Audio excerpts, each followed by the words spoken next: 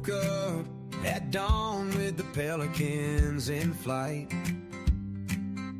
Coffee brewing strong by dawn's early light. Waves whisper secrets to my open heart.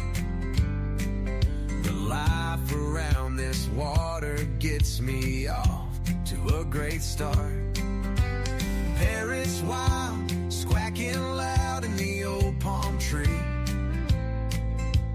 Dolphin smiles, brighter than the Texas sun on me. We chase simple dreams, nothing fancy or grand, just honest days in this promised land. God gives rainbow horizons to those in this happy lane. Diamonds dancing on the waves, back sparkling again. Honest living, a pursuit of peace, family ties and the happiness we seek. Love, forgotten country running deep in our veins. Through the storms and the trials we break those chains. Good living brings the blessings we see. The rainbow horizons calling to me. All right, everybody. I'm not going to play the whole song. I'm going to go ahead and do my thing because I'm pressed for time. I hope everybody is doing very, very well. Sorry about the sound. When I'm back home, I will have a better microphone. And so please bear with me. Hello, Moonlight View. Good to see you. Denise, it's so great to see you. Hi, Deanna, Sketty Nona, Cericia, great to see you. Okay, so look, everybody who watches all of this, you've already seen much of this, right? And for those of you that don't know, so yesterday there was a dramatic few hours where Foodie Beauty was basically in meltdown. She was sobbing and crying and basically having a fight on the internet for all the world to see. And there was a lot of information that came out during that time. The frustration for me though is this, and I get the whole thing. All of the reactor channels have commented. I agree with everything they've all said. But here's what was so frustrating for me, okay? I don't understand why her channel members, the Beezers, why were they saying, call the Canadian government? Someone call the Canadian government. Can't you go to the embassy? There's got to be someone to help you. Okay. Why do you think that really irritated me? Well, because didn't we all tell her this? Starting 3 years ago, actually, that marrying a Middle Eastern man, a Muslim man, living in a predominantly Muslim country, countries that are ruled by Sharia law, this is not going to be like anything that you could ever even compare to Canada or the Western countries, right? Women don't have special protections. Generally, they're actually less valuable than cattle. So, I remember the videos that I made before she went to Kuwait, and then when it came out that she was in Syria, and I was very forthright. I was very focused, and I said, you are in danger. You are living in Syria. Your brain cannot comprehend the danger that you're in. And part of that danger is there are no resources to help, correct? There's no embassy to call. There's not a single, here's how bad Syria is, y'all. There is not a single operating Western embassy in Syria. Like they've all left because it is a terrorist state now. The president of the country is Al Qaeda. The police officers, the army, they're all Al Qaeda. They are 100% a terroristic nation, every bit as much as North Korea. So these same exact people, when I guess you could say rational people or people with a little bit more life experience, when we were all saying, don't do this, this is so dramatically dangerous. Like you are literally playing with your life, literally. Please don't do this. And the reason is not Salah's a bad guy. Salah's proven that he's going to hurt you. None of that. The reason is because if real life happens and people do fight, don't they? Couples fight. Even good marriages have fights. There are no resources for you. There's no one for you to call. There's no embassy. There is no women's shelter. There are no friends or next door neighbors that are going to help a female who is trying to hide from their husband. You are the property of Salah and by extension, his family. We made that so clear to this woman. And it wasn't just us, the people online. She actually recounted a story where she was at an airport and the lady that was checking her in at the airport said, "Oh, I don't think you should go to Syria. I would not go to Syria." That's a person with absolutely zero skin in the game telling you don't go. And what did Foodie do? She thumbed her nose at the guidance of the State Department. She thumbed her nose at the government of Canada. All these countries have said, do not travel to Syria, period. No discussion, no ifs, no. You don't go. Like there is nothing in Syria that you need that you can't get some other way. Avoid at all costs. It is no man's land. Or, I'm sorry, no man's land. Don't go there.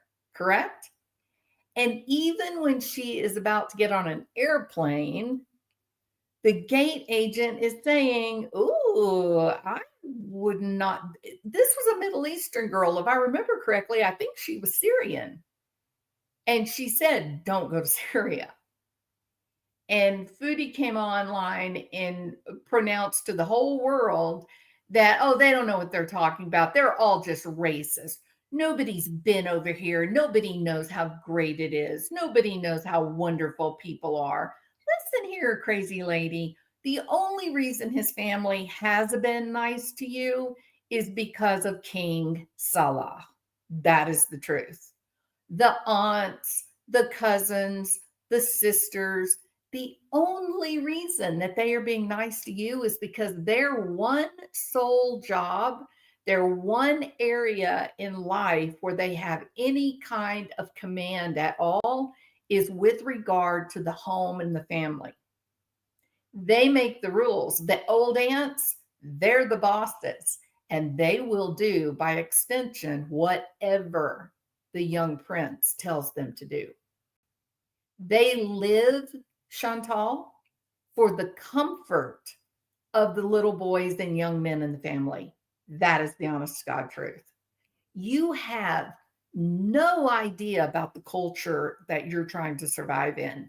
None. So the minute, I mean, what happened yesterday is a global failure. Global meaning you broke every possible rule that could be broken in their country. You, first of all, as a woman, you went public outside of the privacy of the home. You never bring shame on your family by allowing private information and private business to come out into the streets. Never. You didn't just bring it out into the streets, you broadcast it across the entire world. The thing, not only did you go live and say how sad and upset you were, that already by itself brings shame on the family, but you openly ridiculed and mocked and humiliated your husband, who to them is the young prince. Remember, the old aunts, their one sole job is to protect and worship the young men in the family. Egypt has a problem even. Egypt has a problem of out, especially like out in the farmlands, has a problem with finding cut up dead bodies in trash bags floating in the rivers. And when it comes down to it, it's always either a woman who was making a fuss and making it difficult and embarrassing on the family, or a man who was beating his wife without provocation.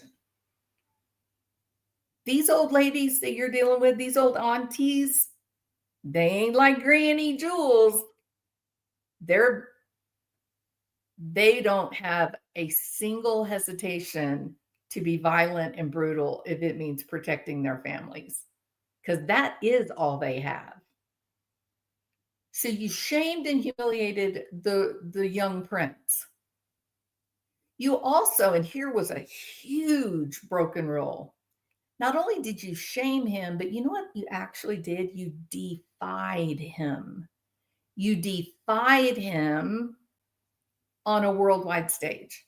You took his power from him, Foodie Beauty. You took a man's power. You elevated yourself, a mere female. You elevated yourself above a man in a culture that is absolutely owns you. They will stop you at the airport if they decide that you may be trying to sneak out of the country without your husband knowing. They will stop you and hold you for days until they get confirmation from your husband that you're allowed to leave, from your husband or your father or your brother. You literally elevated yourself above Salah publicly. You know what else you did? Not only did you bring your own emotions, your own like frustration with the family out into public, you literally put your husband's words on blast on for all the world to see. Therefore, again, taking from him his control as a man. Because once you comment on it, once you defy him, then his words live in infamy on the internet. So he's saying to you, stop this, you're making it worse, get offline, you're not allowed to go live from my house, and you just left it out there. And you know what now, Foodie? It's all over. Every word he said came out in multiple videos this morning, today. And then we find out. So not only did she break every rule in the book in terms of blasphemy and dishonoring your family. I mean, she's in deep. She's in deep. The justification for an honor killing was passed at 30 minutes into the fight. They already had enough justification to do that. I guarantee you his family is aghast. They are horrified. But me and you, we're watching this with our jaw hung open, kind of going, wow, this is really something. People from Syria, people from some of the more traditional right-wing people from the Middle East, they're looking at this in horror and they're going, man, she done, color her gone, this finished. And then finally, in the move that she believed was probably like smoothing things over, right? Trying to maybe make a public apology or something like that. She actually tripled down this morning and made it 100% worse. 2 hours before he was supposed to arrive home, she goes live and she says, "No, he apologized to me and he said that he would give me my card back and that he'll take me to the airport safely." So, what she did, she thought she was doing the right thing because that's her culture, right? But what she technically did is she made Salah look like the loser of the argument. She had no idea that's what she was doing. She had no idea. None. So nobody's heard from her obviously since he got home. Um there is no police force or women's group or embassy that is gonna, they're not gonna care.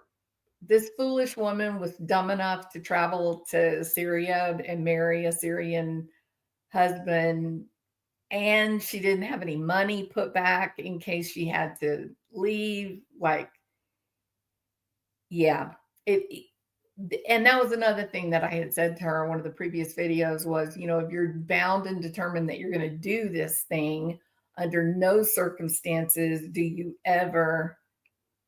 Oh, is she live, Rome Picks? Really? Is that true? Oh, wow. I can't believe this if she is. Let's see. This is crazy. I never thought I would say this. She is. Look at that. She damn sure is. Oh my God. What is she?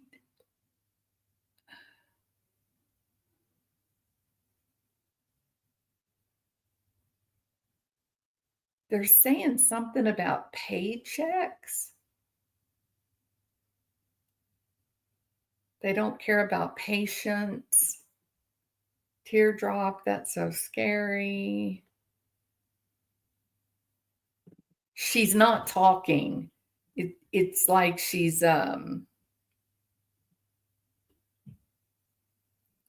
live, but she's not saying anything. So that's kind of interesting. I asked Pete if he would try. He did not sound thrilled. Yeah, so that okay, so she's not talking, so I'll keep an eye on it. If y'all see her come on and the screen and start talking, let me know. Yeah, stream sniping, right? Reality. Yeah. Yeah, and so I said to her, if you're bound to determine you're going to do this, at least be smart enough that you have like an exit plan, right? Which would mean that you've got to have enough money to get to either Jordan or you could go to Egypt, Jordan, or Beirut, Lebanon. If it was me and I was going through that, I would make sure that I had a plane ticket at all times for a flight to Egypt. And then once you get into Egypt, then there's embassy, there's lots of support for Western people, for expats. She's singing. Holy, look at this insanity. She is singing on live, complaining, and saying that Salah came home looking extra handsome. Allah says that he has information that she's going to be going to Thailand. That's exactly right, Rome. It is nuts. Okay. So if I was doing it, if I was in this situation, I would say go to Egypt. Egypt is really, really modernized. They have just such a close relationship with the United States that you can get the amount of support that an American or a Western woman that was having trouble with a husband, there's loads of support. There will be Egyptian attorneys there willing to help you. The Canadian embassy is big and very, very active. Um, but I did say to her one time that um, after the latest uptick in violence in the Dara province, that the U.S. and some other countries opened up humanitarian corridors for people south of Damascus to go into Jordan. And they meet you, it's a very specific area. And you go into that area and they have tents all set up. They have embassy officials all set up. And you go to the tent for your home country, if you have one. And then they make the arrangements to get you on an airplane and get you back home. And it's all paid for by the various governments. They give you food, they'll give you clothing as you're waiting for your flight. I mean, you may be on a military transport, but that's better than dead, right? So I explained where she had to go to be able to find the humanitarian corridor that would get her essentially the fastest way to get to a Canadian embassy official, right? Well, now she's saying that she has to leave through Beirut, which is going to cost a lot of money and it's a very long drive. So you're going to have to make that drive and pay all that money and still you're in an area that people are really not going to take much interest in you. But if you go to Jordan, a couple of hours by car, no money, and you will be with a Canadian embassy official who will then feed you and clothe you until they can get you on an airplane. No, she's choosing the most difficult path. How about this path, Chantal? How about going to Damascus and getting on an airplane in Damascus anywhere? Because anywhere is better than Syria. Like anywhere is better. So again, get on a plane in Damascus, a couple of hours you'll be in Egypt. Get on a plane in Damascus, fly into Israel. Get on a plane in Damascus, go to I guess you could go to Jordan and go to the Canadian embassy in Jordan. It's like she has, it's Turkish. Yeah, Turkish Airways won't fly to, I don't think she ever planned on taking juice. She's wailing it on the couch. Wow. Most difficult, most likely to not succeed, Cericia. Well, and I did see a lot of people saying that, Lily. I saw a lot of people that were saying this is a money grab. This is creating urgency to get her subscribers, her Beezers to donate money. And even I think it was Teardrop. Teardrop said that she was about to go and get the money, the value in her house, so that she would have a lot of money to help Foodie get out. And I'm shaking my head and I'm going, why are these people doing this? Do they remember that she was warned by, oh my gosh, hundreds of people were just like, don't do this. This is so dangerous. But you know what those people did? You know what Teardrop said? You know what Tracy G said? You know what Strawberry said? You know what they said? When we were all saying, this is dangerous, this is foolish, you should not be doing this at all. Syria is a terrible place for a woman to go. They were all saying, oh, it's so romantic. It's true love. Don't you listen to them. They're just jealous of you. No, not jealous, not worried, clearly smart or smarter than Foodie because we find out yesterday not only has she humiliated and shamed and elevated herself above her husband, a man, as well as his family and those that protect him and love him, she reveals that she's given her bank card to her Western bank account, her bank account in Canada, where her AdSense, her YouTube coin is deposited into that account. She just gives the card to some rando that can go to Beirut and get her money out for her. How much money are they having to pay someone to go to Lebanon to take out her money? And why isn't she making that trip? What's wrong with her getting a taxi, going to Lebanon or Jordan, getting her money out of the bank and taking a taxi back? That's how she got there, isn't it?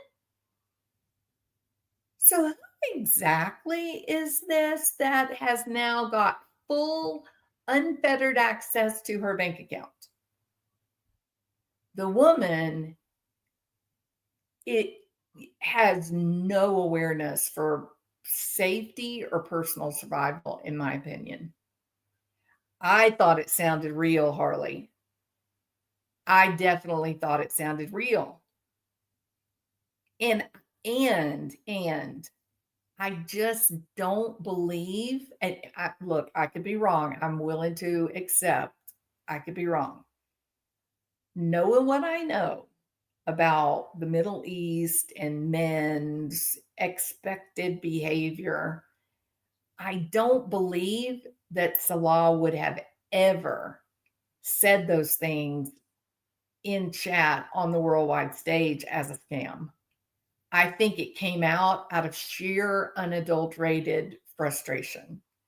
I think his aunts were angry with him. I think his cousins, the men, were saying, she's disrespecting you. She's disrespecting our family. She's out of control. We can't have this. We can't do this. And I think he just lost it because of the pressure coming from all sides. But Chantal, make no mistake about it. Any choices or decisions that he makes about you from here on out will be made by his family, and he will simply follow what they are telling him they must do. You haven't brought shame on Salah, you've brought shame on the family. Try to understand that. You said it yourself 100 times in your channel. You can never go anywhere alone. You always go as a family. You have to eat with them. You have to wake up and go to their house in the morning. If you're going to go do something fun, they all go with you. It is like the mafia. You're essentially living in old world Italy. You did not just shame him. When you shamed him, you shamed them all. So you better be throwing yourself on the mercy of the old aunties, because they're the ones that have your life in their hands right now, and they know it.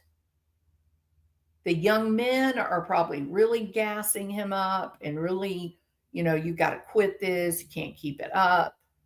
And I personally think her going live and singing and being all happy and acting like everything was all hunky-dory and fine, I think she's been ordered to do that. Of course they're real, Harley. They happen here in the United States. And the people that do it, do they care, or do they willingly go to jail? They don't care.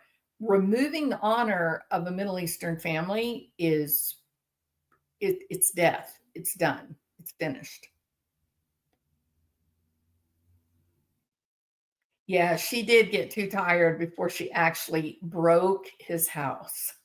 That's true. Yeah. So another thing, there are some people that think it was all a ruse. I'm a little on the fence with it, not sure. Um, However, I don't believe that the old aunt came over to check on her because she was so uncomfortable and they were so worried about her. That didn't happen. I know that did not happen. If they did come over, it went more like this. You're a foolish, stupid girl. You shut your mouth or we will shut it for you. You have no right to talk on me or my family.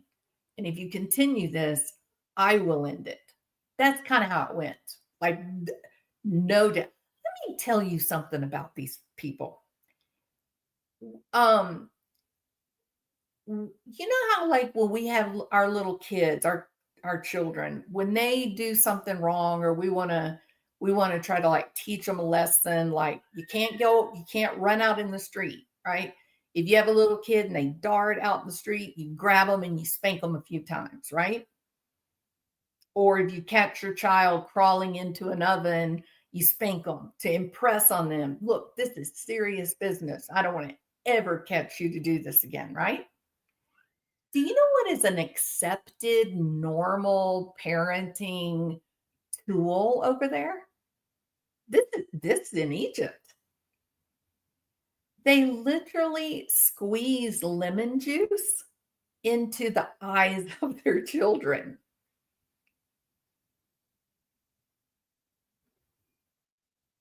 Into the eyes of their kids. Okay, does this sound like a very empathetic, warm kind of, approach to parenting? These are hard times. These are very difficult lifestyles, countries to live in, and there are the lines about what you do and you don't do are carved in stone. And so very punishments come harsh because they don't want anybody getting out of line. Who thinks that Chantal was out of line yesterday? I knew of a situation because this person worked for me. She was a young, I don't know, like 18, 19 years old. Um, and she was single. And one day she said she was sick and she needed to leave work and go back home. Her mom also worked there, her brother, and Anna, she had a sister too. So it was kind of a family group that worked in the factory. And so she needed to leave and go home. And I told the bus to take her home. Well, somehow or another, because they were very upset, talking very fast. I couldn't understand the Arabic because it was really, really fast. But my driver explained to me that somehow somebody saw the girl and she wasn't at home. And so then when they started calling her and looking for her, she wasn't answering the phone. And to make a very long story short, they ended up finding her. She was sitting like on a bench in Giza where the pyramids are, like the Great Pyramids. They were sitting on a bench, her and this young man. That's all. Middle of the day, in the middle of Cairo, people everywhere, no bad behavior possible, right? Just sitting there looking at the pyramids, doing the thing. Do you know what the parents did to this girl? Like when they got home and I guess they were asking her questions, or maybe they thought she was lying to them or something. They tied her. Please remember, I was this person worked for me along with the mom and her other siblings, and I lost my mind when I found out. I literally publicly lost my mind. Heads rolled that day. But they took this girl, real petite little girl, probably 5'2", maybe 110 pounds, 120 pounds. They put her on a like just a regular kitchen table chair. They tied her onto that chair. And then the men lifted her up so that the ceiling fan that was on high hit her in the head. So they would like ask her a question, and if she answered it and they didn't think she answered it right, then they would lift her head up into the ceiling fan. And so she didn't show up after this big dramatic thing like, where is she? Somebody saw her in town, blah, blah, blah. She didn't show up to work for a while. And I kept saying, where is she? Is everything okay? Oh, everything is okay. Everything's very, very nice. That's what it says. Very, very nice. And then one day then she returns, and it's probably been 5 days to a week after this happened. And so she returns to work, and I'm gonna tell you something. The way she looked in terms of the black eyes, the bruising, the cuts on the top of her, not top of her head, but like the forehead area. I was out of my mind. And so I took my driver into the office and I was like, I don't care what you have to do. You tell me what happened to her. I want to know who's responsible. And then I stayed in the office, right? Because I was a Westerner. And even though I was paying these people, if I was there, they weren't going to talk. So he goes out, he probably spends 4 hours out there. You know, I could hear them all out there talking and laughing and whatnot.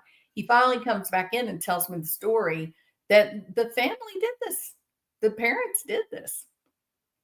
So, so I ended up firing the mom, the brother, because he, along with the dad, lifted the chair up into the fan. They got fired, and I kept the two sisters working and gave them a raise. And I told the mother that without those two girls' money, that they would all be homeless and living on the street again. And if either of those girls came in with a single hair on their head out of place, that I would pull back every cent, every dime that they were getting, and to get out of there. And I never wanted to see them again. And I guess they stayed there for like another 3 years. Everything was fine. You know, the girls had come to work. Everything was great, but they were making a lot of money compared to what they would have been making. So it was just, I just had to manipulate them, right? I was essentially paying them to not brutalize these two girls anymore. It was awful. It's terrible. Yeah. Well, I was in a bit of a different position, Harley, than what Chantal is. I was there with my husband. He's a Westerner. We, yeah, our friends were like senators or a couple of generals, a colonel for the Egyptian Air Force. My daughter, in her class, okay, so the president of Egypt was Hosni Mubarak at the time. His grandson, Mohammed Mubarak, he was in my daughter's class at school. So, like, that friend's, Hosni Mubarak's daughter was someone that I talked to on the phone regularly. Like, we were close. In fact, she's the one that called me and said that they were getting ready to leave and go to Canada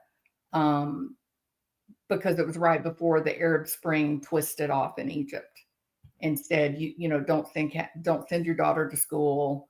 And then a couple of days later, she called and said they were leaving, that we should also leave. So I wasn't worried about what would happen to me. These people were very poor not street people. They had apartments, but very poverty stricken, like very low end. And I made sure that I gave the two girls enough money that the parents couldn't afford not to have that money. So I'm actually shocked Salah didn't get home today, pack her bags, and drop her at the airport. Do we know that? Like, do we know that he is at the house? I kind of thought maybe he would go back, give her her card, but then he'd stay over at like his aunt's house. I could not see him putting himself in the same house as her.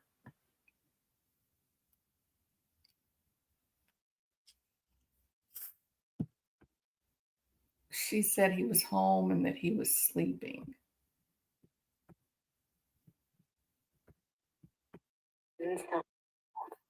I just wouldn't tell.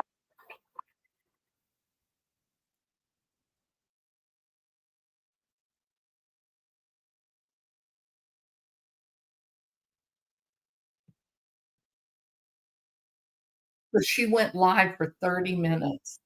100 people are watching. Oh no, she's been live for an hour. 100 people watching. Wow. Well, I'm really surprised. He brought her chicken or something for food.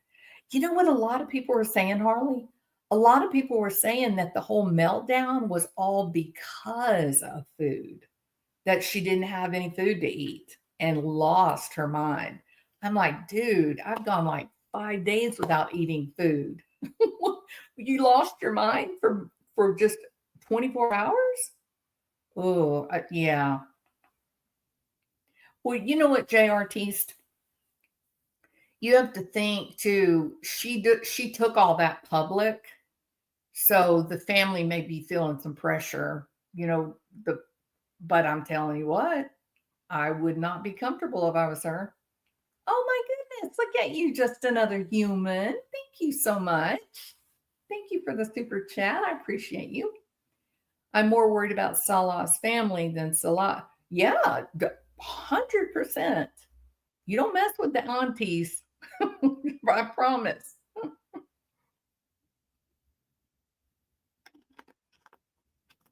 100 people isn't a lot given yesterday's events. No, no, it certainly is not. And you got to wonder if people were just disgusted, you know. She goes live and she starts singing as she goes live. That's just insanity. I'll tell you something else I don't believe, y'all. This idea that she's in dire danger. If something happens to me, they did it. Okay, here's why I'm skeptical. I know that I did, Jay Artiste. I watched for a while. I was intrigued. I was like, what is this woman doing? This is so scary. And then it just got to be so contrived, like the funds for Sasa. And I was just like, this is crazy. You ask people for $10,000 to pay your first and last month's rent. What? No. That was like the thing that made me go, finished. When you're asking people for $10,000 of their own money so that you can hire a lawyer or so for a lawsuit that you want to bring, not to defend yourself, but one that you want to go after someone else. There's something wrong with that for me. I have a hard time really articulating it. It just seems very disrespectful, maybe. Look, if there's someone that maybe they lose their job and they can't buy money, can't buy food, I'm definitely going to give, right? Or if somebody's house burns down, it's some things happen beyond our control, and it is easier to help that person when everybody does a little bit than one person like spending their whole life savings, correct? And for the lawsuit problems, if somebody comes after another person to sue them, And they're like, I never thought I'd get sued and I don't have any money and I don't know what I'm going to do. I'm far more likely to donate money to help that person than someone who says to themselves, you know what, I don't like this. And I think I am going to go sue those other people.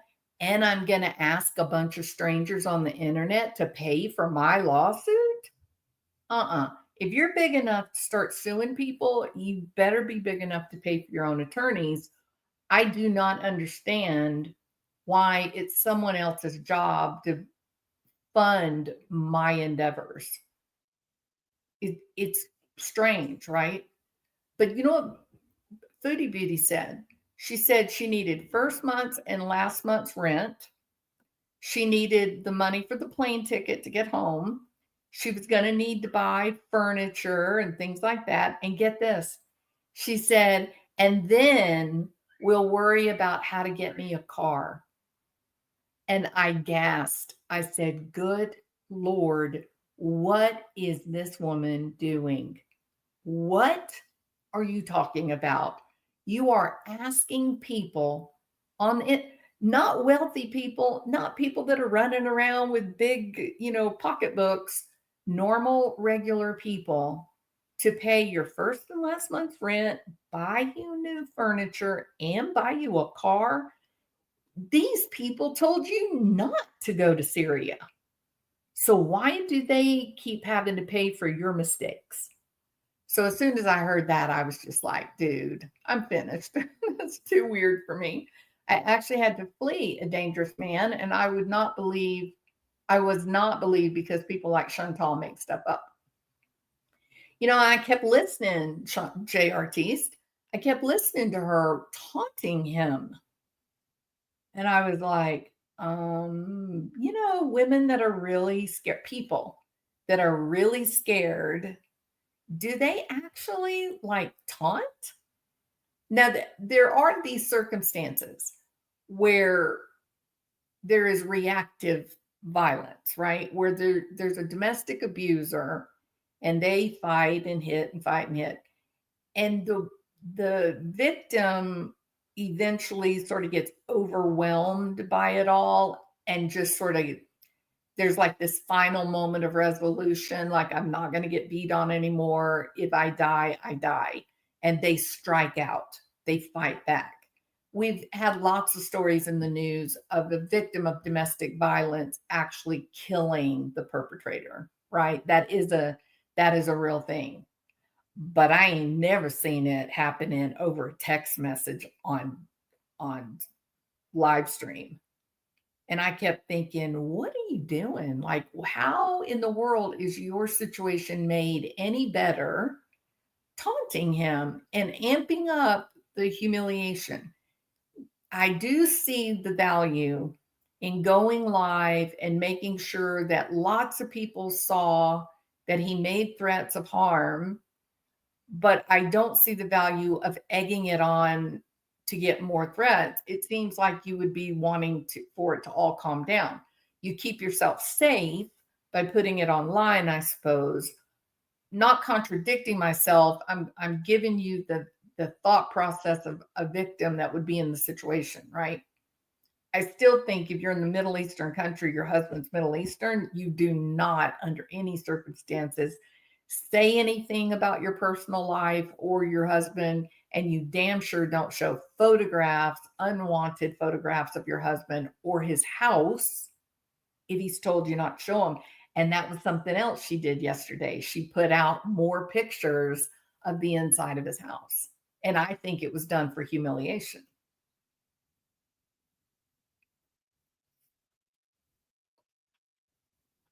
No, that's the reality of the grandest majority of victims, Martian, is you play along. You become very compliant.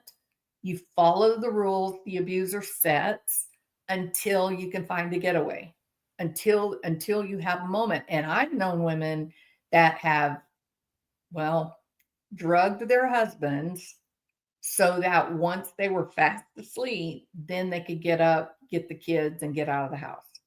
I've known that is actually a really common tale.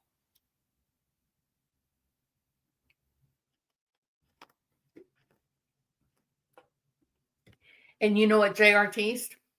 That is that is a great motivation for many people to stay in these relationships because they are not going to even imagine the abandonment of their child with the abuser.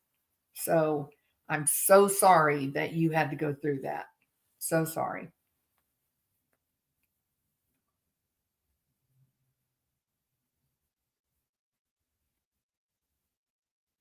Totally agree, Harley.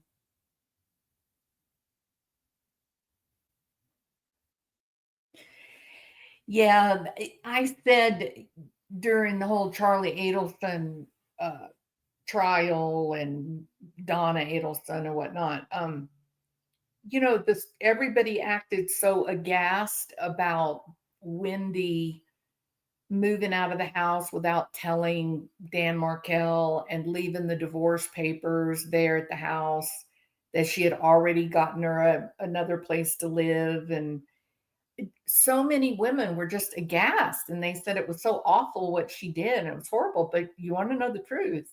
That is the training, that is the guidance that every mental health professional will give to somebody who's leaving in a marriage that may have the potential for danger.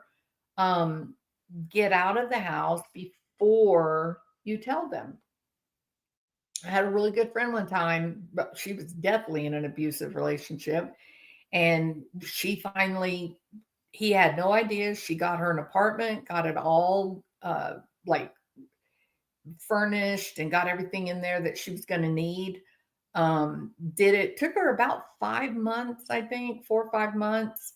And then when it came time to actually make the leap and be done, the day that he was being served the papers, me and her got on an airplane to Disney World and spent a week there.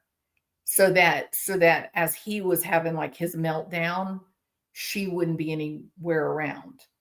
And he I don't guess he ever did find out where she lived. She was able to keep her apartment address secret. Thank you, Harley.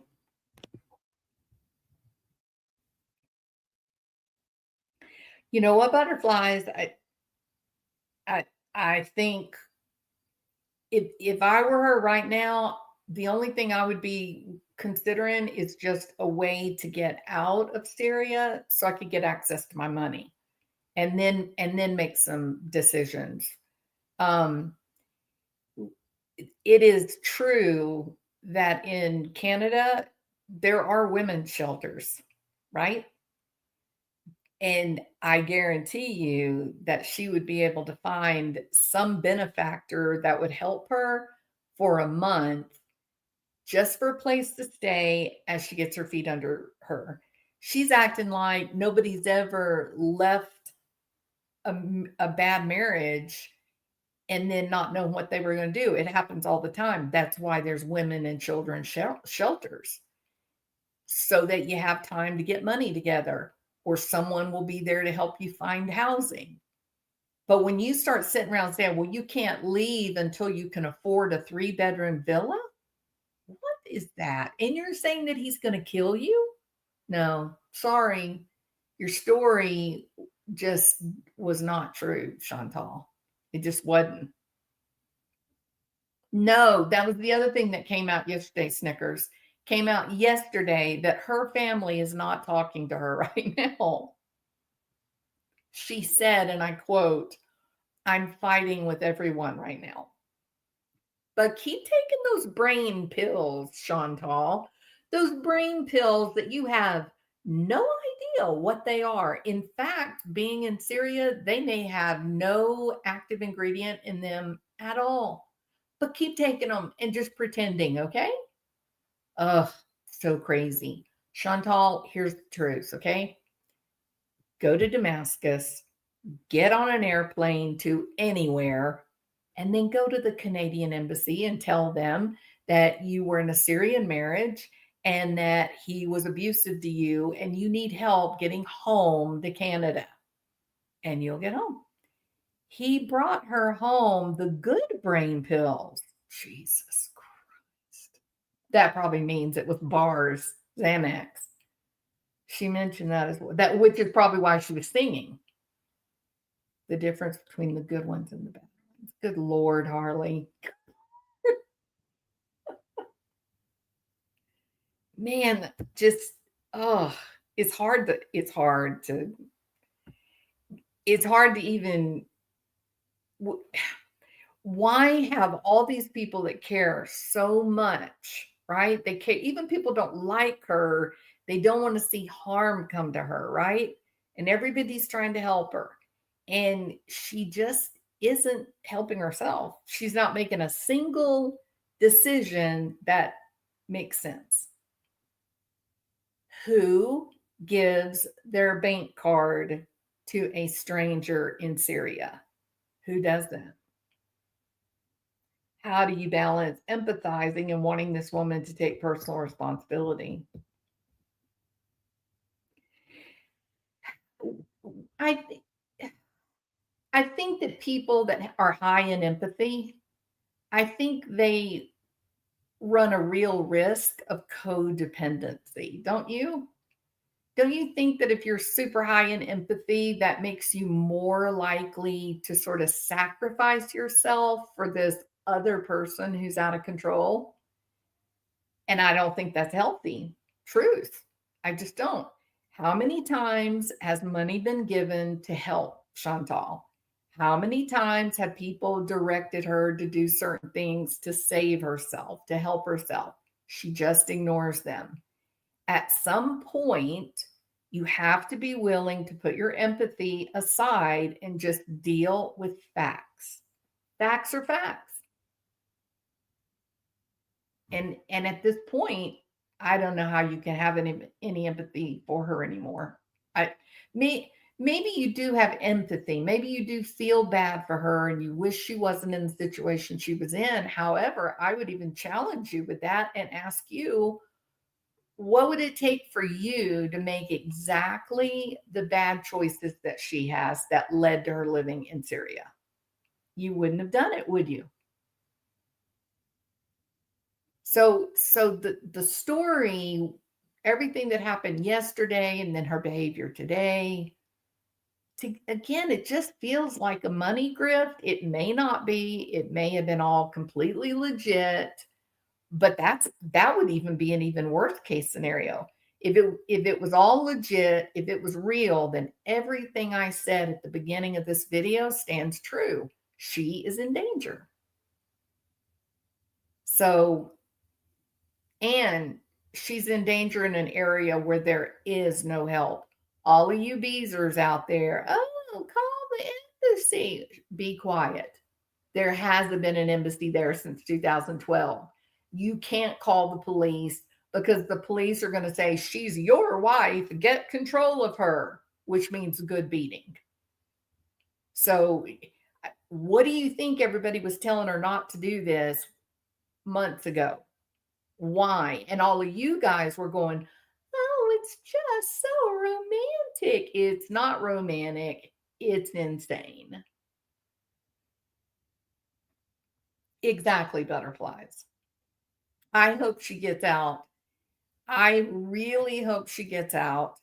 I really hope that she stumbles across someone in Canada who will help her get it together.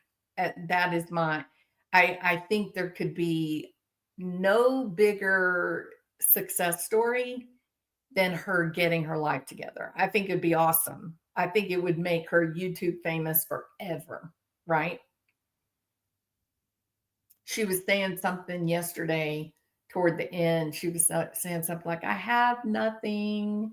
I don't know what to do. I don't even know what I'm going to do with my life. Right? That's what she's saying. And I thought, okay, I have a plan for you. You want to know what my plan is for you? Go back to Canada, get a place that you can afford, not a dream apartment, but something that you can afford. get set up with the government so that you can get your stomach stapled, get yourself healthy, and as soon as you lose 200 pounds, your brain chemistry is going to get a lot healthier. And then you'll be able to get educated to do a job that you feel proud of, or to take your YouTube channel and bring it back up to where it used to be. But as long as you are just drugging your body with food, you're going to continue to make decisions that make no sense. Yeah, because she was out of food, right? Butterflies are free. She had like a few eggs left. And he was supposed to come home. She had 3 eggs left and some rice. And he was supposed to come home, and without asking her, he said that he was going to stay an extra 2 days. And that is when she melted down. A lot of therapy, Harley. A proper psychiatrist, and when I say proper, here's what I mean. Not a psychiatrist that's just going to like dope her up to the gills.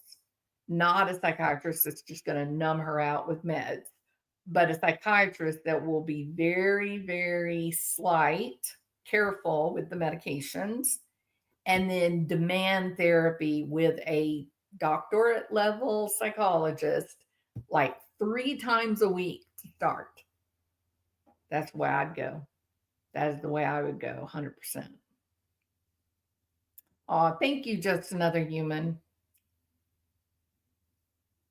She was like in withdrawals, right, Snickers? Yep.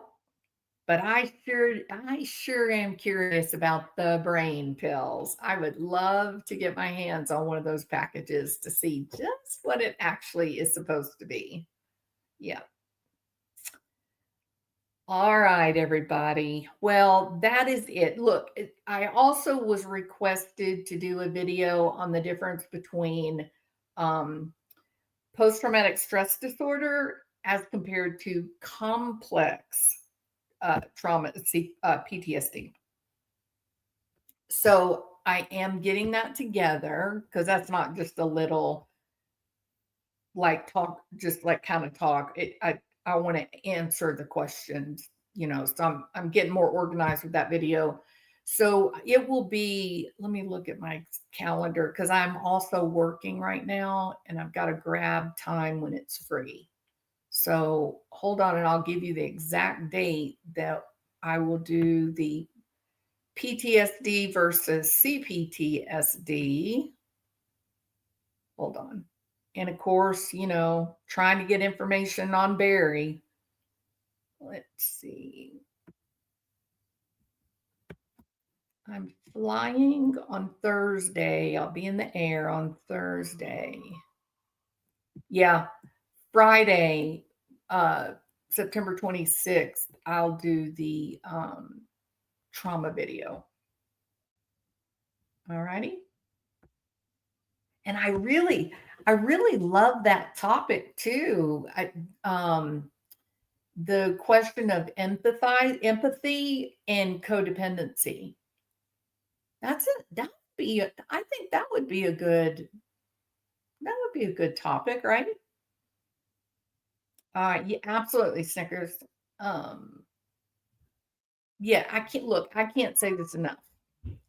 No matter what problem, be it addiction, be it food addiction, be it depression, be it anxiety, be it divorce, and all that goes with that, doesn't matter. The very first step is a 30-minute walk every day. You would be shocked at the health benefits. I'm talking about mental health. The health benefits to a 30-minute walk every day.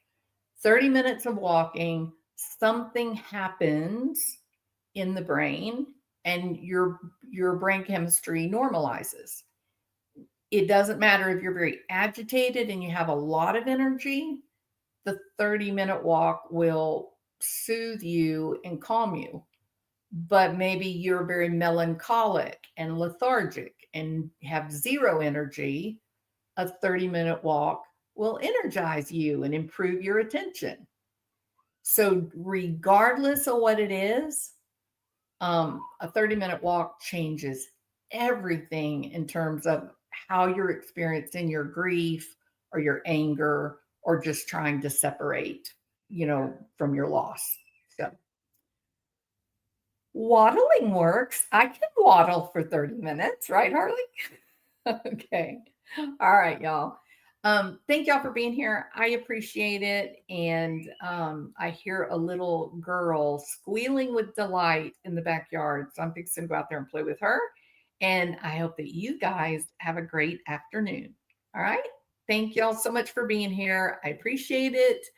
I will see you for sure on Friday. Bye.